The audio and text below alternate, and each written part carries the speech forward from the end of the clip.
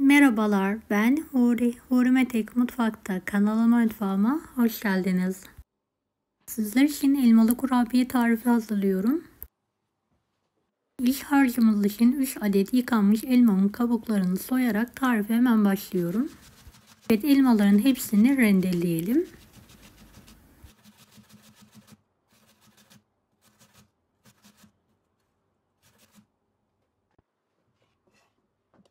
Bir tabanın içine alalım.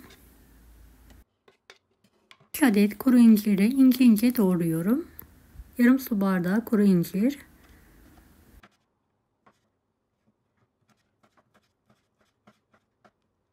İncirleri de tavanın üzerine alıyorum. Ocağın üzerine alarak pişirmeye bırakalım. Çay bardağı toz şeker ekleyelim. Daha sonra suyu çekilene kadar kavuralım.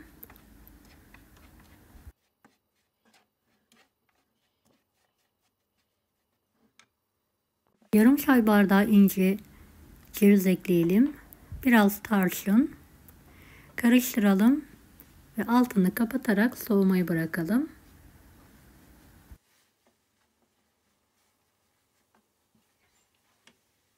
25 gram tereyağı, 1 yemek kaşığı pudra şekeri,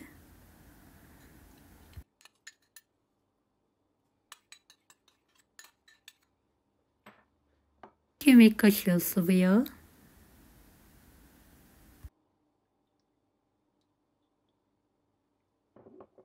1 adet tam yumurta, 2 yemek kaşığı dolusu yoğurt, 1 paket vanilya, yarım paket kabartma tozu,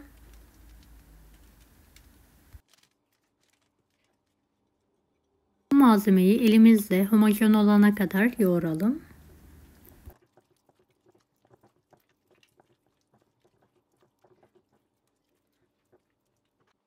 Toplamda 2,5-3 su bardağına yakın un kullandım. Unu azar azar ekleyerek yumuşak, ele yapışmayan bir hamur hazırlayalım. Beni hangi ülkeden veya şehirden izliyorsunuz merak ediyorum. Yoruma yazarsanız sevinirim.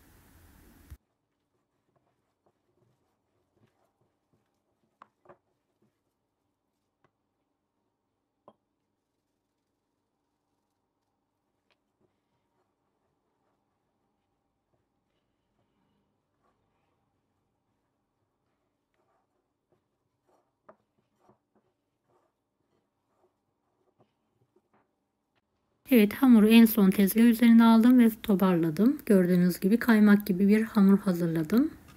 Hamur kartıyla küçük bezelere kesiyorum.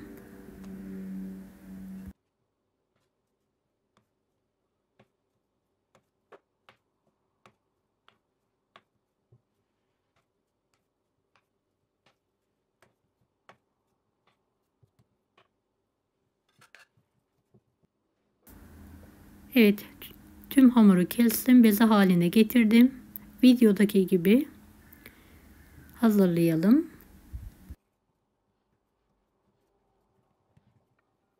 Küçük bir merdane yardımıyla hamurumu açıyorum.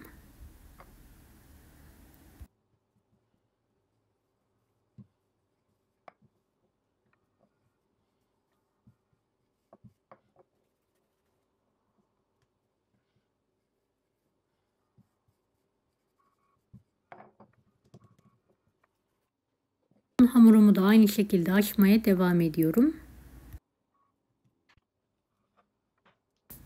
Evet, iç harcından bir tatlı kaşığı dolusu olacak şekilde kenar kısımlarına pay ediyorum.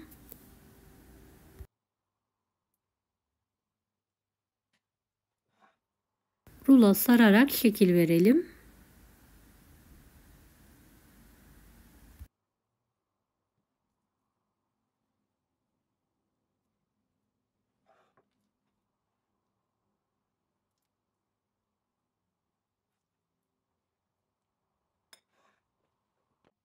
Tüm kurabiyeleri aynı şekilde hazırlamaya devam edelim.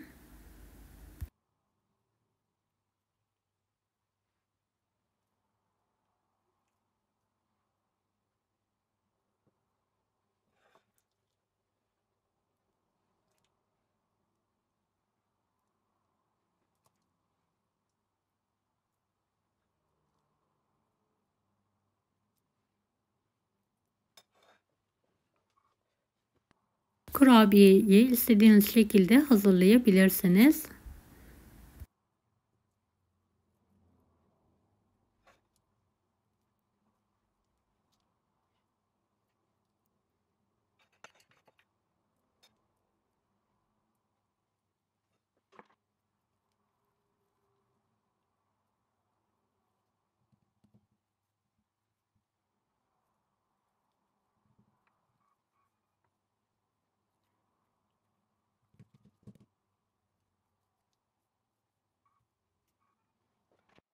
Evet, tüm kurabiyelerimi şekil verdim. Fırın tepsisine alıyorum.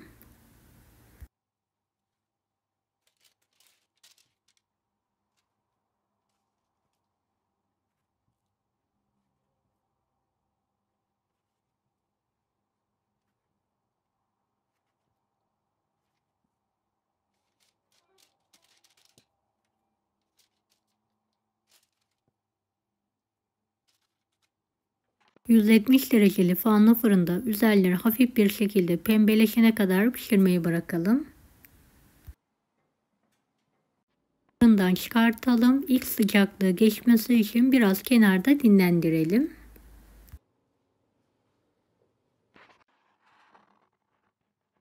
Evet, üzerine bolca pudra şekeri serpelim.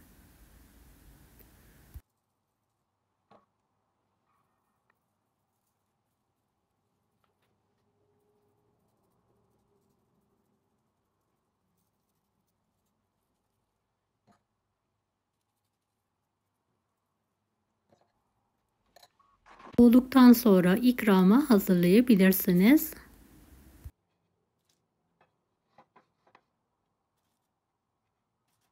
Kıyır kıyır ağızda dağılan harika bir kurabiye oldu. Mutlaka deneyin.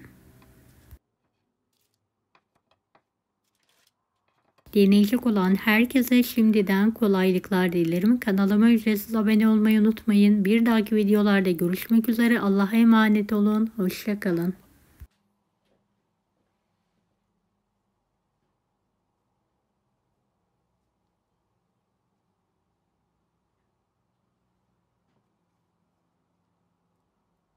Daha farklı tarifler için bunları da izlemeyi unutmayınız.